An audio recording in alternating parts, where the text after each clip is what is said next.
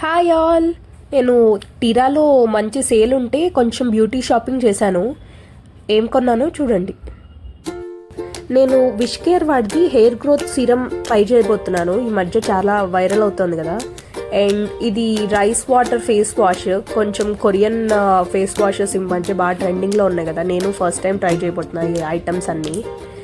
ఇది beauty of Jason అని, ఇది కూడా ఒక కొరియన్ బ్రాండ్.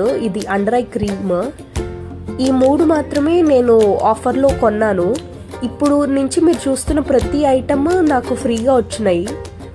మీరు కూడా చూసి మీకు నచ్చితే ఏమన్నా మీరు షాపింగ్ చేయండి.